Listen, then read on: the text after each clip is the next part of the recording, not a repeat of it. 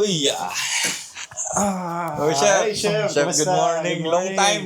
Long time. Long Kumusta time. na? Sobrang long time. Ay, grabe. Okay. So, sa viewers din namin dyan, good morning, magandang umaga, in Italian, Buongiorno. buongiorno. Buonasera. Sa lahat ng mga nakasama namin this past few months, itong mga nakaraang months. Grabe. Ang dami nangyari siya. Sobrang dami nga Super nangyari, busy Chef. tayo pareho.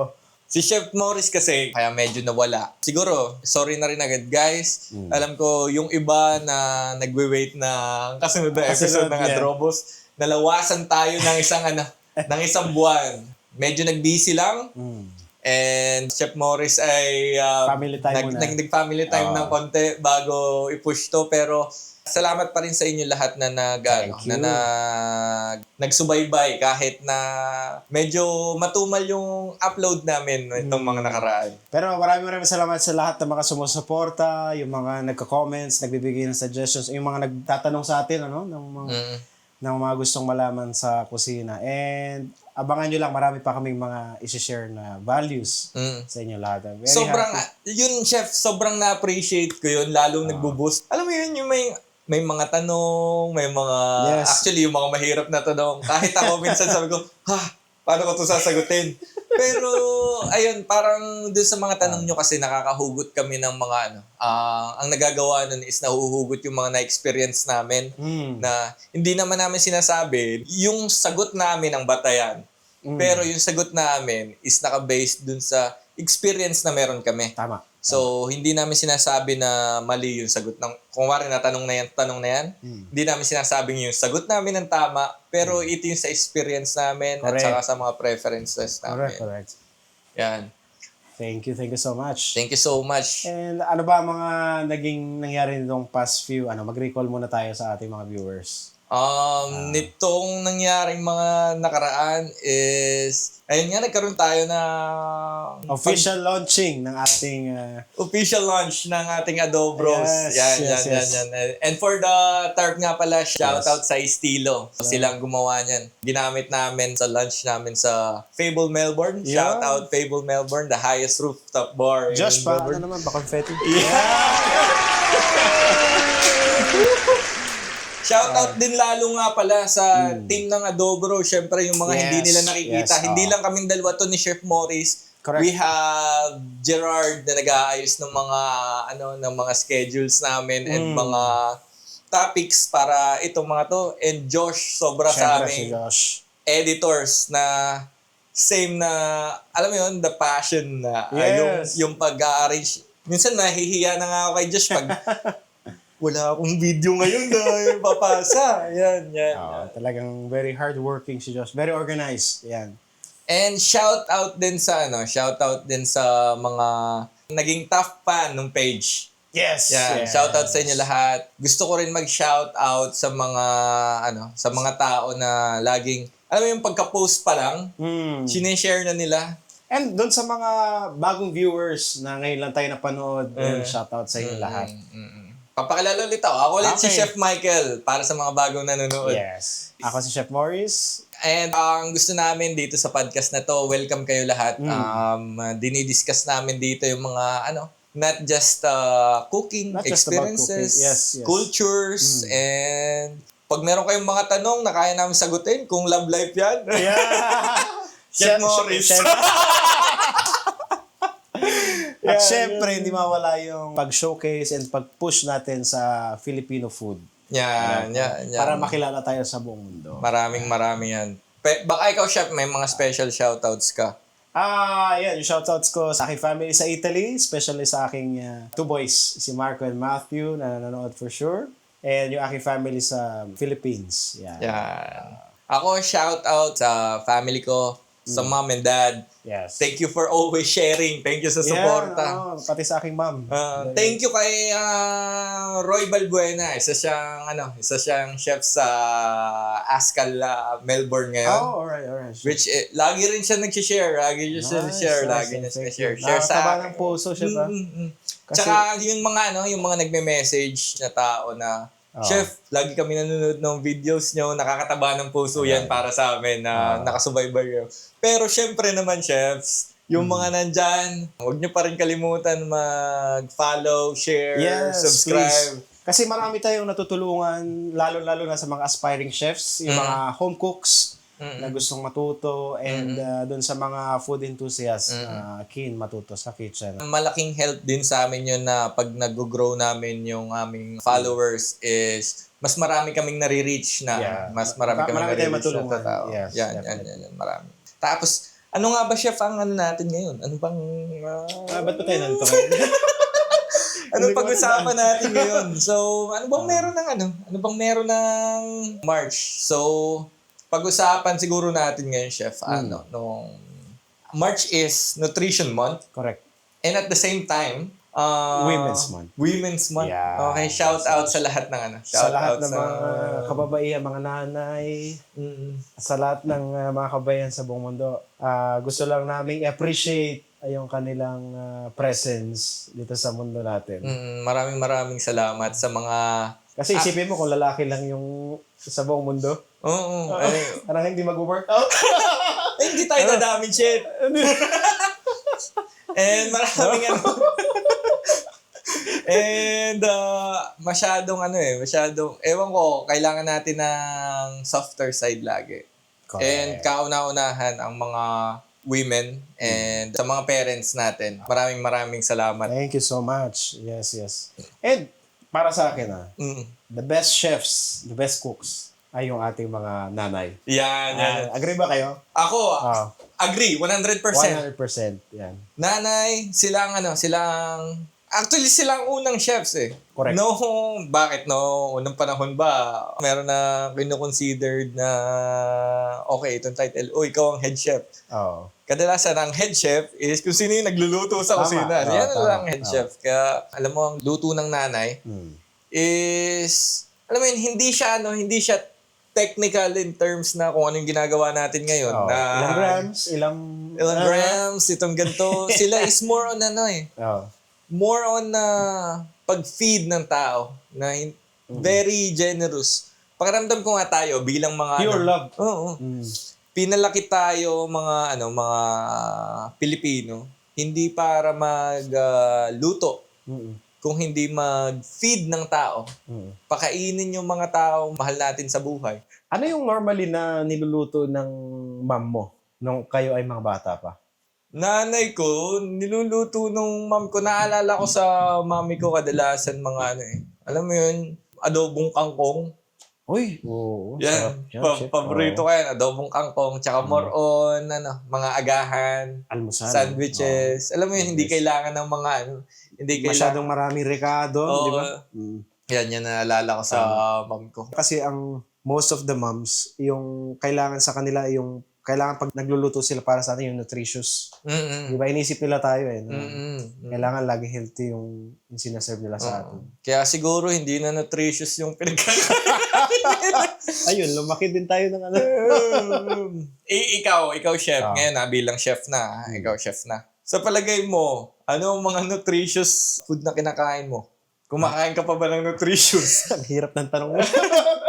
Kasi nung napasok ako sa food industry, alam mo naman yung struggles ng mga chef sa time. Yan. Tapos late natatapos. Normally sa umaga, magko-coffee lang ako tapos diretso na sa pasok. Kasi sobrang heavy ng feeling pag busog. Hindi ka makagalaw masyado sa kitchen ng mabilis. For me, Tapos, pag late naman natatapos, sobrang gutom. Then talaga kain. Tapos kain. Whatever. Ay, ito pala, isa palang mga ang tanong ng marami. Ano ang kinakain ng chefs pag uwi sa bahay? Ano kinakain mo? Nakakahiya. Parang nakakahiya sabihin dito. It's either hindi ka na kakain or alam mo yun, pansit canton. Yan. Minsan ang ginagawa ko, pritong itlog, tsaka yung bahaw na kanin. Yun lang nakakain ko sa gabi. Same. Kung ano yung pinakabilis lutuin, yun yung inaano ko. Yun yung nakakain. Pero, we're trying. We're trying to be healthy. Pero yun nga, siguro, shout out din lalo na sa lahat ng chefs, sa lahat na nagtuturo nagtatrabaho sa kusina. na sana na maayos yung As syempre much yung as health possible. health din natin na na Investment natin sa sarili natin investment yan. din Pero sobrang hirap talaga pero We're trying our best. kasi nararamdaman din namin kayong mga ng mga chefs sa pag-handle ng stress, ganyan. Or na hindi nila alam na ang alam ng karamihan ng mga chefs, luluto yan sa kusina. Ang iniisip nila, kumakain lagi ng masarap yan at madami. But in reality, karamihan ng chefs, uuwi sila, nagluto sila ng sobrang dami maghapon para sa ibang tao. Ano mo yung feeling na yung pagod na yung dila mo, yung palate mo kakatikim? Na gusto mo na lang yung pinakasimpleng bagay. Yun na lang yung kainin mo, no? Actually, parang actually ang mga, sa akin yung mga pinaka simpleng bagay pa ang pinakamasarap. Alam mo yun? Agree ako dyan. Merong one time na gumawa ako ng staff meal, no? Ang niluto ko is long silog. Kanin, kamatis at saka pipino. Tapos sabi nung isang nagtatrabaho sa amin, Australian siya. Pinakain ko ng long silog. Tapos bumalik, bigyan kong pagkain. Pagbalik niya, "Chef, ano yung kinain ko? Ang sarap." Tapos sabi ko, ano yan? Pritong itlog. Longganisa. Tsaka yung mga prutas dyan, yung mga vegetables dyan na ginayat. Tapos sabi niya sa akin, "Chef, sobrang sarap." Siguro dahil na lang din. Dahil sobrang tagal ko na nag-work sa kitchen. Is yung mga maliliit na bagay, mga simple flavors, nalilimutan ko na. Yung pala yung gusto ko rin sabihin, Chef. Sa sobrang, parang nalulunod din tayo sa sobrang obsession natin sa techniques, sa cooking procedure. Nakakalimutan natin yung respect sa ingredients. At kung paano ma-maximize yung flavor ng ingredients by itself. Kasi minsan, parang hindi naman kailangan na gawin yung isang bagay. Nag-exaggerate, di ba? Oo.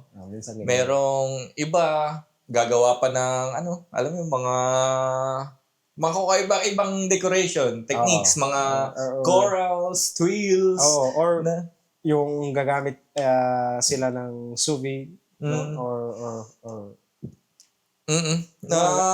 parang, yun lang din pala mapapayo ko sa mga Kasi ako bilang nanggaling sa, syempre, dati, ang tingin ko na fine dining, yun ang basihan ng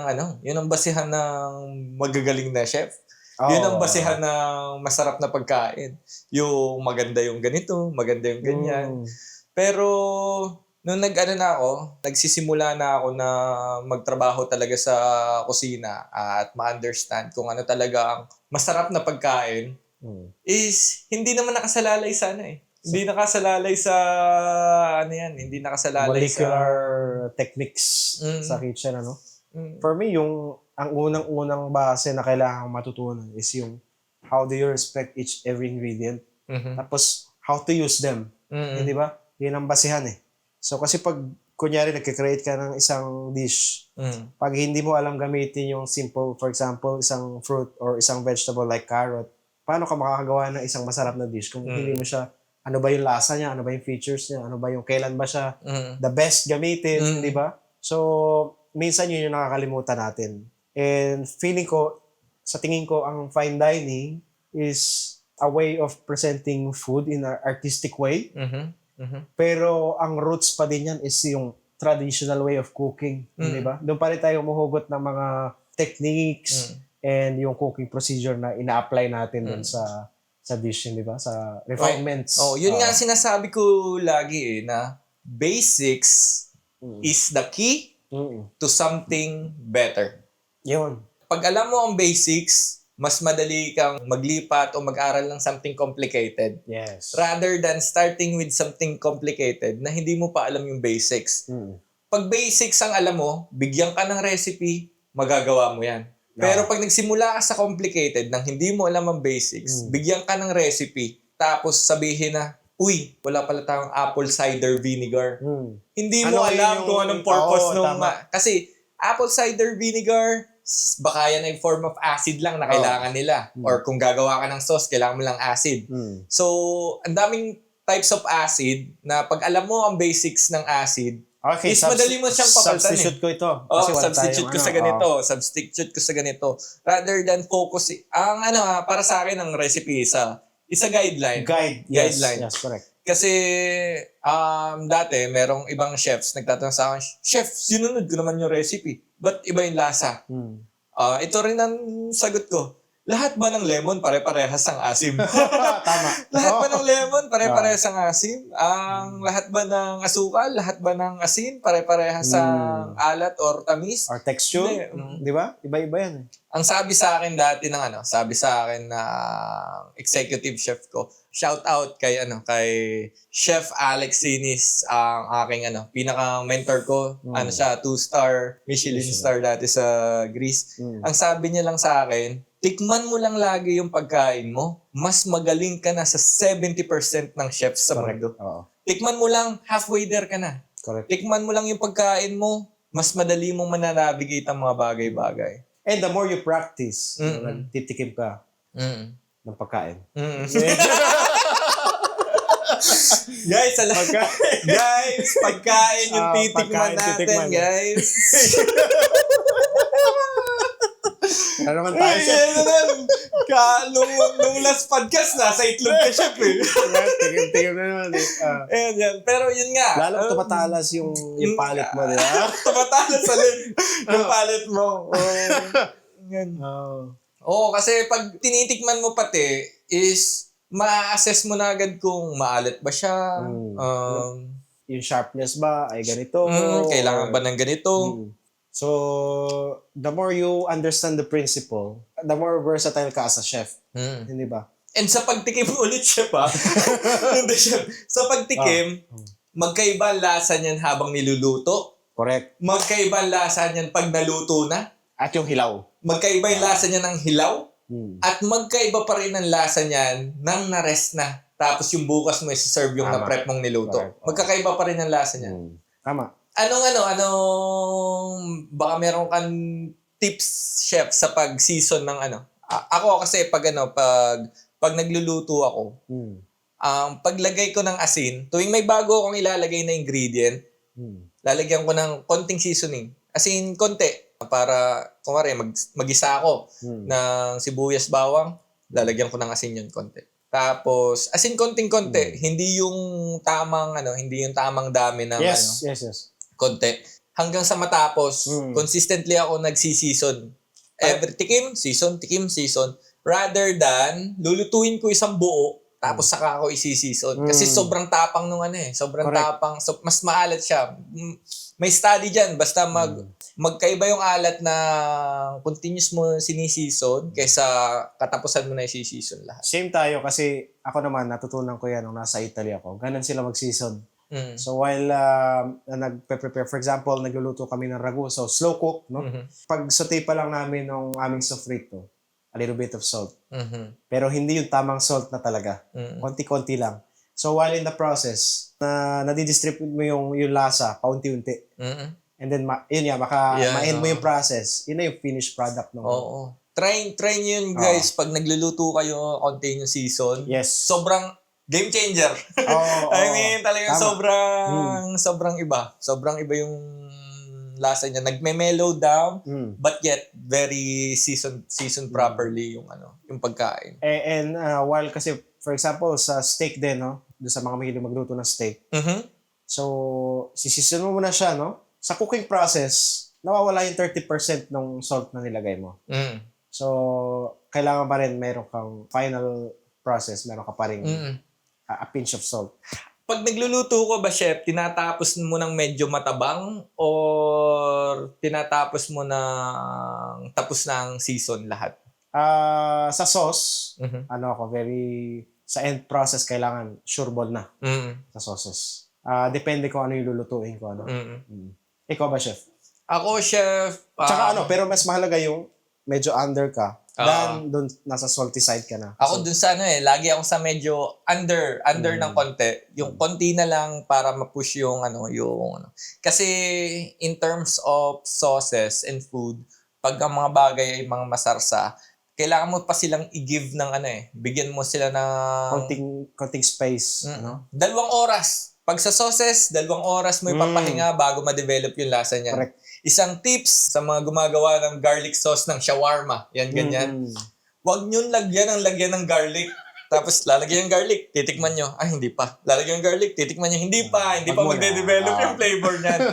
Kung ano yung nasa recipe, sabi, 2 garlic cloves, i-adjadin mo dun sa sauce, sa aioli mo or sa yogurt, hintay ka ng 2 hours bago mag-develop yung lasa. Dati kasi nagano ako hindi pa naman ako chef dati. Gusto kong gumawa niyan. Nakaisang buo na ako na bawang. Sabi ko, sobrang sakit na sa dila. Ba't hindi pa rin kalasa ng ba't hindi pa rin kalasa ng mga Parang hindi na matikman ni Dracula yan. Tapos iniwan ko lang muna sa rep. Tapos sabi ko, tikman ko na nga lang to. Kinabukasan. Pero ang pagkaalam ko nun, hindi to masarap. Sobrang Tapos ang pagkatikim ko na, ayun na. Na okay na yung lasa. Ano nangyari okay na yung lasa? Diyan papasok, chef, yung bigyan lang ng time lagi. For example, diyan papasok yung mas mahalaga yung alam mo nga kasi yung principle. For example, meron kang isang recipe, hindi naman lahat dun sa recipe na yun na-explain yung pwedeng mangyari. So, kailangan talaga mahalaga yung practical na ikaw mismo yung gagawa. And then, doon mo matututunan, ay, ganito pala kapag pinrep ko siya ng mas maaga or pinahaba ko yung cooking time or dinagdagan ko ng ganito. So, kailangan talaga sa base ka mag-stick rather than following lang yung recipe. Di ba? Tama. In that term na sabi mo na yung pinag-uusapan nating basics, yung aral, hot question ngayon to siya sa social media. Very hot question. Sa naman, ilagay natin sa aspect ng ng kusina. Okay. Diploma o diskarte? Ako, ang take ko dyan, it's very important to have diploma, no? Yung background mo doon. Kasi parang yun na yung edge mo papasok sa industry. Pero, hindi ko sinasabi na kung wala kang diploma ay hindi ka magsasucess doon sa industry. Kasi, ang kaibahan niya is, pag wala kang diploma, ikaw mismo ay magpupush kung saan mo gusto makarating. Rather than doon sa may diploma ka na, may edge ka, magpupush ka pa din. Pero may edge ka na doon sa isa na walang diploma. Ang masarap nun, kung saan... Natikman mo na, ano masarap? ang doon, kasi na-experience ko, wala akong diploma sa pagiging chef. Yung hunger, kailangan ma-overwork ko tong mga to na may diploma. Yun yung kailangan na meron ka pag wala kang diploma. Yung hunger mo. Tuloy-tuloy, continuous. Yung passion mo, yung gutom mo. I don't care kung wala akong diploma, basta go ka ng go, di ba, matuto. Anong sinasabi mo nun sa mga na meron bang time na nagsabi na wala ka naman diploma, ba't kami maniniwala sa iyo bilang ganyan? Luto na lang tayo. Yeah. Tikman na lang natin. Kasi yun nga pag sa diploma, tinatawag natin dun sa pag hindi natin i-general as life kasi sobrang extremes nun sinasabi na diploma or diskarte. Pag nag-go ka sa extremes nun, talaga mag-aaway lahat ng tao tungkol sa yan. Pero pag sa kusina naman, ang diploma, yan yung sinasabi natin kanina na yan yung basics Yan yung basics sa yung mga pinakamaliliit na bagay. Doon natututunan din yan sa kapag wala kang diploma, natututunan mo rin yan sa loob ng kusina. Pero doon na yung part na diskarte. Pero doon sa diskarte na yon, ang goal mo pa rin is to educate yourself. So, dito sa debate na diploma o diskarte, ang kailangan lang dito is education. Hindi naman sinabi diploma na graduate ka ng ganito. Hindi naman sinabi na diskarte na dapat nasa streets ka lang. Ang gusto nating gawin dito is, gusto nating i-push is huwag tayong matigil mag-aral. Huwag tayong matigil matuto. Kasi sobrang daming Hindi lang naman sa school na kakakuha ng education. Though, doon ang magandang lugar para makapag-focus. Pero, meron na tayo ngayong internet. Yes. Meron na tayong YouTube. Yung mga TikTok na yan, yung mga Reels na yan, social media. Meron tayong mapupulot dyan. At Yun ang maganda. Pwede ka matigil sa iyong pag-aaral sa school, pero wag kang titigil matuto. Araw-araw matututo ka, araw-araw magbasa ka ng ganito, ganyan. Kailangan may progress ka every single day, no? And Any industry. Any industry. At yun yung yung mga armas mo para harapin yung gusto mong... At yung training ground, doon mismo sa work field mo. Sa field, di ba? Kung didiskarte ka na lang din, dapat may armas ka. At yung education na ginamit mo, yan yung armas mo. Isipin mo, wala kang armas, didiskarte ka. Mahirap din. Mahirap. Di ba? Parang Oo. Yeah. At least meron ka man lang kung wari ikaw ay chef, may armas ka man lang ng knowledge at knife skills. Tama. At least, pag tatakal mo yun, ready ka. Pagpapasok ka na sa kusina. Or may armas ka ng pagtikim. Meron ka, yung mga... Yun ang magiging edge mo kapag ikaw ay nagsiself-study bago ka magpunta sa field na doon ka mag-training. And isa sa pinakamahalaga is yung, I think, hindi yung motivation yung discipline. Kasi pag motivation ka lang, may time na hindi ka motivated. Pero kapag may discipline ka, it doesn't matter kung hindi ka motivated ngayon, kung malungkot ka ngayon, or whatever, every single day, talaga gagawin mo yan, di ba? Disiplinado. Oo, tama. Tapos yung yung mindset na nakahiwalay ang personal, nakahiwalay ang work. Magagamit natin ang magagamit mo yan magagamit mo yan sa Doon sa sinabi mo na yan, may nag-advise. Kailangan pagpapasok ka sa trabaho, para kang leon. Anong kakainin mo? Ganun dapat ang attitude, di ba? So, dominant dapat. Ang tanong ko sa iyo, Chef, ngayon, about yan, anong mas mahalaga sa iyo? For example, sa mga staff mo. Skills or attitude na hindi masyado sa skills? Sa akin, Chef, mas importante sa akin yung meron kang magandang attitude sa loob ng kusina. Bakit? Kasi yung skills, natututunan yan Sabi nga natin, kanina pa natin sinasabi basics is the key to something better. Correct. Turuan mo sila ng basics, madali na, kung may good attitude sila, madali na yun Kasi, ang skill, madaling ituro. Ang attitude, hindi natututunan yan. Ang hirap talaga maghanap ng tao. Hindi lang chef, hindi lang sa lahat ng katrabaho mo is yung may magandang attitude. Alam mo yun? Mahirap. Sobrang rare na tao yan. Kasi ang skills naman ay kapag nag-grow ka dun sa field na yon, yung skills mo nadadagdagan, di ba? Kahit lahat naman tayo nagsimula as a newbie, di ba? Ang ko yung nga yan, yung mga chef ko naman, simula sila, hindi rin sila, katulad ko na student, hindi rin sila, wala rin sila ng skills ng, alam mo yun, ng pang top chef. Pero dahil meron silang magandang attitude, meron silang positive mindset, meron silang respect, meron silang discipline, flawless. Alam mo yun, sobrang daling mag-work. Ang sarap mag-work. Isa sa mga na-experience ko, isa sa mga the best chef ko na nakilala ay noong sa restaurant ko sa Sicily. Kakagraduate lang niya. Babae. Okay, women's month ngayon. So, iyan ako na rin. Babae. And then, meron ako ibang chef na experienced. And itong mga well-experienced na chef ay may attitude. Pag may sinabi ka, parang meron silang against na, no. Like this and that. Itong babae na to is kaka-graduate nga lang, so hindi pa siya ganun ka-skilled sa kitchen. Dahil first time niya na makapag-work sa isang professional kitchen. Akalain mo na siya pa mismo yung tumagal, nakatrabaho ko for 3 years. Kaysa doon sa mga chefs na experience. So, natumagal lang within months. Dahil ayaw nila na may parang nasasapawan sila or may sinasabi ka na bago sa kanila, na labas sa kanilang paniniwala. So, doon pumapasok nga talaga yung mas mahalaga yung character at attitude ng isang tao. Kaysa sa skills. Ito, chef, meron ako magandang tanong sa'yo. Kasi nga. Kasi medyo malawak na yung experiences natin eh. No? Kaya mo na tingnan ng tao base sa body language nila.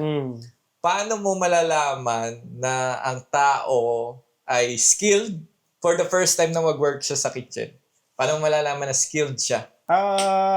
Kapag mayroon akong, tinatry ko siya, may pinagawa akong isang bagay, tapos ay mayroon akong tinanong sa kanya ng simpleng bagay, like logic lang, and alam niya sagutin.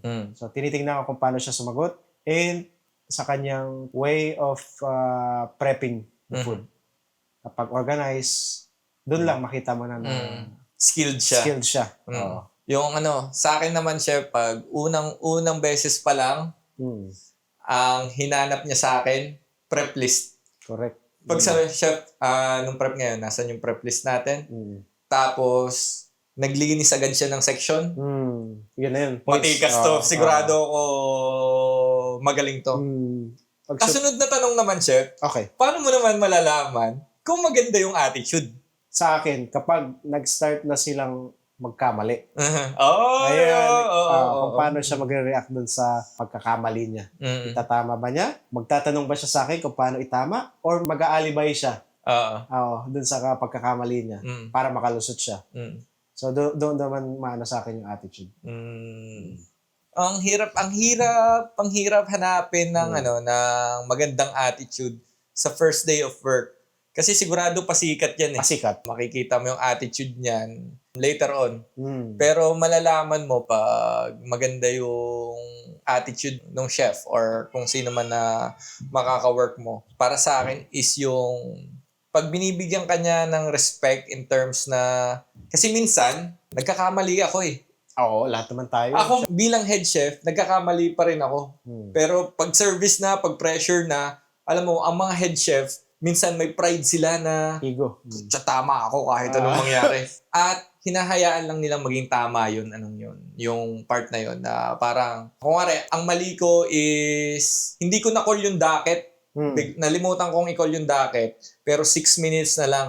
Hindi sila magsasabi sa akin na Chef, hindi mo naman sinabi sa amin yan Sasabihin lang nila, Chef, nakalagay na. Yung ganun na. Yun parang, kung ikaw ay sa pagkakamali nila, sa akin naman ay sa pagkakamali ko. Pero makikita mo ang attitude pag meron ng mali eh. Alam mo yun? It's either siya or ikaw, pero once na ang pagkakamali ay given na, the way to handle mistakes, doon mo makikita ang attitude. Yung totoong attitude. Kasi sugar-coated pagka umpisa eh. Ngayon ko lang, nagpa-podcast tayo na ako yung nakakuha ng realizations na, pucha, di ba? Parang, ang ganda nitong podcast na to Kahit ako mismo natututo on the spot. On the spot, na parang nahalukay mo lahat na experiences mo before. Ayun pala, ganun pala. Balik tayo sa Women's Month and passion, sa mga nanay, ganyan. Naalala ko lang may ini-interview ako. Kasi nakita mo, meron akong last post na tinatanong ko, bakit mo gusto mag-chef? Alam mo ba na nakatayo maghapon bilang chef? Oo, chef, alam ko yun. Alam mo na hindi ganun kalaki ang sweldo bilang chef? Oo, alam ko yan, chef. Alam mo ba na medyo toxic at saka medyo masakit sa ulo bilang chef? Oo, chef. Alam mo ba dun sa mga special occasions, madalas wala ka kasi busy ka? Correct. Oo, chef. Ang tanong ko pala, bakit nga gusto mo maging chef? Alam mo naman pala mababa ang sweldo, tapos nakakapagod. Alam mo ang sagot niya lang sa akin? Tinamaan ako nito, sobra, chef. Saan ka tinamaan? Sa puso. Ang sabi niya sa akin, chef, nanay ako eh. Ginagawa ko to ng libre. Yung tipong sabi ko, talaga. Sapul. Grabe. Bigla ko na-realize na, alam mo yun, kasi nagkaroon ako ng anak. Tapos, nag-work ako bilang lalaki. Tapos, naiiwan yung asawa ko dito na sobrang hirap nung ginagawa niya. Kala ko, ang hirap nung ginagawa ko. Nagtatrabaho ako. Nakatayo ako maghapon. hindi nga ganun kalaki yung kinikita natin pero ganito. Pero yung naiiwan pala natin sa sa bahay, mga nanay, mga babae na ang hirap din nung ginagawa nila. Hindi pa bayad. Minsan take for granted natin yan. Sobrang natitaken for granted natin yan. Kaya shoutout sa lahat ng mga mama. Ay, salute yan. Kasi isa sa pinakamahirap, yun yung pinakamahirap na trabaho talaga. To be a mom. Oo. Yung mga unang chefs natin. Yun talaga. Oo. Na nag-feed sa atin, nag-nurture sa atin, pinapakain. Babalik ka sa babalik ka sa simula na papakainin ka, kailangan mong kumain ng healthy, kailangan mong kumain ng tama. Bawal soft drinks. Bawal ang soft drinks. Yung mga hindi magaganda sa katawan. Simple food, walang masyadong technicalities. Ayan, kaya malaking shoutout sa lahat ng nanay, ina. Oo. Sobrang nakakano lang na sometimes natitaken for granted natin yung mga bagay na yun. Shoutout sa lahat ng strong women out there. Salamat. Salamat sa lahat. And by the way, speaking of strong women, tsaka yung mga huwarang ina, I want to shout out Mama Sita. Kasi shoutout Mama Sita. Shoutout all the way from Italy. Nasa Italy pa ako. Yung support nila all the way talaga, grabe. And sa first event mo, chef, dito sa Fables, na very successful. Maraming salamat. It's the parang Independence Day, Filipino Chefs Association of Victoria na parang event. And Mama Sita is there to support all the way without any questions asked. No questions asked. Salamat Mama Sita sa pag-support mo sa akin, pag-support kay Chef Morris, pag-support sa Adobros. At syempre, alam ko marami silang sinusuportan sa buong mundo, especially yung mga tao na nagpo-promote ng Filipino food. Kasi kung di natin naitanong si Mama Sita, yan yung kanyang advocacy. And yung way of cooking niya is yung paggamit ng freshest ingredients. Na katulad natin, mahilig tayong gumamit ng fresh ingredients sa mga niluluto natin. Mama Sitas kasi ang tagal na eh. Oo, sobrang tagal na. Ikaw ang matagal kay matagal kay Mama Sita. May alam ka ba na parang history ni Mama Sita diyan? Oo, actually, anong pagkaalam mo? Actually, ang tinaguyod ni Mama Sita ay 11 ang anak ni Mama Sita. Can you imagine that handling 11 kids? 11 kids? Oo. Pag-handle yan. Ako isa lang anak ko. Pag naman sa kusina, parang ang anak ko, 5 lang. Oo. Parang kasi yung mga chefs ko, yung pag-handle nun, napakahirap na. Nurturing 11 kids habang lumalaki sila, hindi ba? So yun pa lang is talagang hard job. Hindi ba? Yun na nga rin Yun na nga rin. Pakiramdam ko kasi talaga ang pagpapalaki sa atin bilang Filipino, we are raised to feed and mag-alaga. Kaya yung mga nanay siguro natin, ang ating mga mama, kahit naka-Louis Vuitton bag yan, sigurado may snack yan. Para kay apo, para sa anak. Lagi may snack yan. Ready lagi yung pagkain And inuuna na nila lagi yung kanilang mga anak. Yun ang ating kultura, no? So, yun na nga, chef. Bigay tayo ng mga nanay, di ba? Kain. Pero si Mama Sitas, curious lang ako, chef, Curious lang ako. By the way, chef, ang totoong pangalan ni Mama Sita ay Teresita Reyes. Teresita. Mama Sita kasi yun yung figure as a mom. Parang Mama Teresita siguro yan dati. Alam mo kung paano nag-start si Mama Sita? Ano yun, meron silang karinderya na nag-boom or? Actually, ang chef, ay nanggaling talaga siya sa family ng cooks. So, nandun talaga yung, dumadaloy talaga sa dugo niya yung pagiging chef, kasi namana niya yun sa kaniyang ancestors. And yun nga, meron siyang 11 kids at very passionate talaga siya sa paggawa ng recipe. Akalain mo, chef, sinusulat niya yung recipe niya, meron pang mga drawings yun. Na ginagawa ng mga modern chefs ngayon. Ngayon. Sa pag-prepare ng dish. And every ingredient, kasi nga mahilig siya gumamit ng fresh ingredients, every ingredient na matutuklasan niya, sinusulat niya, dinodrawing niya, at yung classification nung ingredient na yun, nakasulat lahat. Di parang backed up din talaga siya ng ng parang magluluto talaga na... Oo. So kung isipin mo, chef talaga siya. Oo. Kasi yun yung mga ginagawa natin. Oo. Hindi lang siya formal na nagtatrabaho sa isang restaurant, di ba? And so doon nagsimula yung kanyang legacy sa pagluluto. Sa family talaga nag-base. And hanggang ngayon, yung legacy niya, kinontinue ng kanyang mga anak at mga apo. Yun. Katulad niya, chef, yung, baka kilala mo yung restaurant na Aristocrat. Sa Manila? Oo. Oh. Ayun ang kanyang parents. Sila ang nagtaguyod nun. So, nandun talaga siya sa industry na yun. Nasa industry talaga siya ng cooking. Again thank you. Thank you sa fun facts to Okay to Thank you sobra sa Mama Sita sa help nila. Sigurado matagal na to nag-start kasi nagsisimula pa lang ako magluto pag kailangan ko ng mga barbecue dati nung nagluluto kami sa bahay. I think ang continuation yan is kasi si Mama Sita, she loves to bring everyone sa table. So, yun yung kanyang way to connect with the people. Very jolly si Mama Sita. Yun din ang ko, chef, na nasasabi mo rin yan tungkol sa family bringing together. Isang bagay na namimiss ko. Pakiramdam ko nawawala Yun iba siguro, ganun pa rin, pero medyo nawawala na ngayon. Yung, alam mo yun, nung bata ka na kakain kayo sabay-sabay at papagalitan ka. Hindi pwedeng, walang kakain kung hindi tayo kumpleto sa harap ng lamesa. Namimiss, sobrang sobrang nakakamiss. At sobrang, yung ko parang bigla ako nagiging, parang nakaka-emotional to.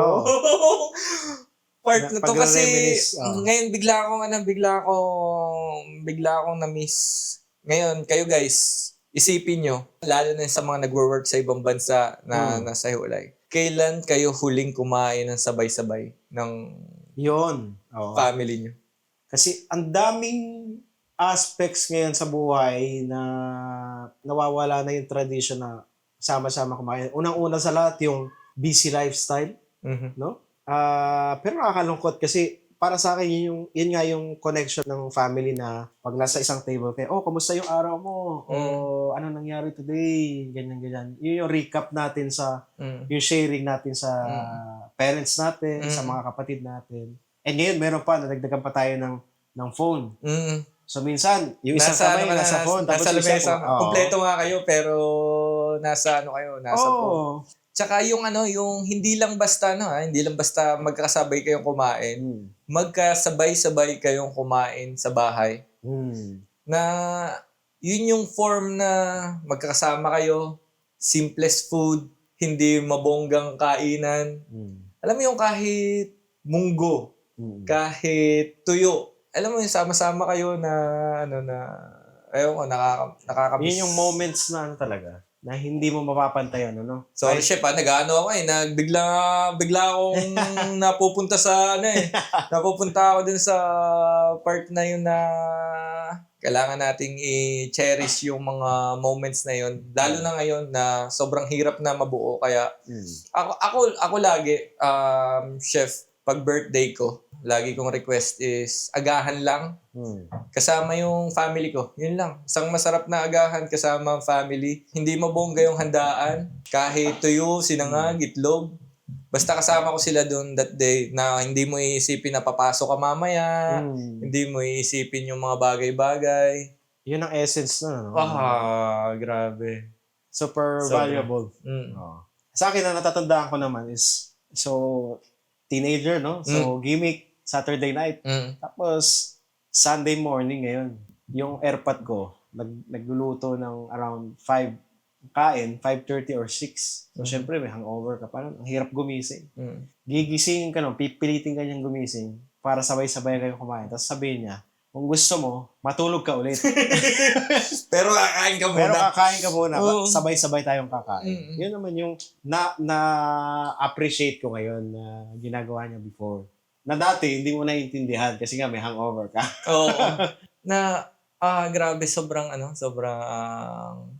wala na ano ko ngayon, chef, na bigla ako. May na-trigger. Oo, nawala parang iniisip ko kailan huli. Oo. Na ang layo. Lalo ngayon, nasa abroad tayo. Lalo nasa Diba? abroad na, alam mo yun, yung mga occasion na yun. Kasi dati kami, pag sinabing, uy, kakain tayo sa labas today. Ang ibig sabihin ng kakain sa labas, is kakain sa labas ng bahay. Kukuha ka ng dahon ng saging, lalatag mo yun, tapos inihaw na tilapia, talong, ensalada, may mangga ka doon, may pakwan, tapos Kahit budel nasa fight ilalim kayo. kayo ng puno ng mangga. Tapos, yung mga ganun style. sama-sama kayo na kain sa labas. Alam mo, hindi mo kayang ipagpalit sa kain sa fine dining na restaurant yung moments na ganun nun. Kain, tapos may kwentuhan. May kain, may kwentuhan. Nag-stuck talaga bigla sa... Ngayon, parang... Ewan ko, kanina pinag-uusapan natin yun part na yun. Pero ngayon, parang biglang habang pinag-uusapan na natin dito sa podcast, parang ang bigat bigla. Ewan ko, parang nag-trigger, parang biglang, oo nga, no? Totoo, tama naman. Kailan kaya at kailan ulit? Pero kasi alam mo yung tayo yung dati sila yung may responsibility na itaguyod yung tradition na ganun. Ngayon tayo naman. Ang responsible. Nandun na tayo sa part na tayo na yung parents na parang one of the values na gusto nating ma-retain is yung, alam mo yun, para sabay-sabay maituro natin sa mga anak natin yung tradition na ganun. Sabay-sabay kumain. Which is sobrang ganda kasi doon mo mas lalo nakikilala yung mga anak mo, kung ano yung nangyayari sa kanila, yung mga updates sa kanila, di ba? Guys, ito may maganda akong Ano yan? Guys, dahil dun sa part na yun, i-flex nyo naman, i-comment down below nyo yung pictures nyo ng ng kasama nyo yung family nyo kumakain. And kung meron kayong time, sabihin sa parents nyo na thank you dito sa mga moments na to, sabihin nyo. Ako sasabihin ko, thank you. Thank you dun sa mga moments na yun kasi eto, nandito na kami ngayon ni Chef Morris wherein, sobrang, grabe talaga to. Ang dami kong ang dami kong realization na, nare-realize na bagay on the spot mismo na, kasi, i-share, okay lang ba to na i-share ko Sige, Chef. Kasi kami ni Chef Morris, nag-decide lang kami mag-podcast, pero wala kami script. Wala. Sinasabi lang na, anong meron ngayong Actually, sige, basta mag-usap na lang tayo. Usap na lang. And yun, tapos ako mismo, during these conversations, ang dami kong nagiging realizations. Ako din. And para tayong, every time na mag-uusap tayo, may time machine. Bumabalik sa atin lahat ng mga experiences, moments with family. Hindi lang sa work. Kasi connected din dun sa ating yung core values na natutunan natin sa mga parents natin, especially sa mga mother natin. And kung wala sila, hindi tayo magiging ganito ngayon. So I think ganito na lang tayo, Chef, no, na para makita natin ulit sila sa next podcast. Simulan natin dun sa tradition natin, Chef. Sige. Ako, Chef, cheers para sa lahat ng family namin. Cheers para sa lahat ng pamilya na nagturo sa amin ng magagandang values. Sa lahat ng family dyan, sa lahat ng parents, maraming salamat. Cheers sa inyo.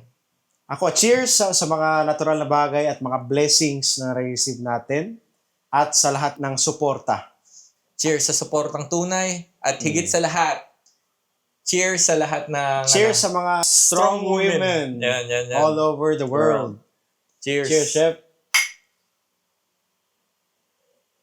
And siya nga pala, yung mga questions nyo for Tanungan Thursdays, i-comment nyo rin yan. Lagi kayong mag-comment, lagi kayong mag-interact, lagi kami ring nakasubaybay sa inyo. 24/7 kami ni Chef. Kung kayo nakasubaybay sa amin, nakasubaybay din kami sa inyo, guys. Please like, follow, and share. Follow nyo kami sa Instagram, follow nyo kami sa Facebook, YouTube, may na tayo, and TikTok. and TikTok nga pala. Ulit, salamat sa suportang tunay. At kung nagustuhan nyo itong ating video for today, kung marami kayong nakuhang values, please like and share para marami tayong matulungan at ma-reach sa social media. Yun. Again, maraming thank you sa inyong lahat. Thank you so much, guys. And we'll see you. We'll see you soon. See you mga soon. kapatid sa Adobo.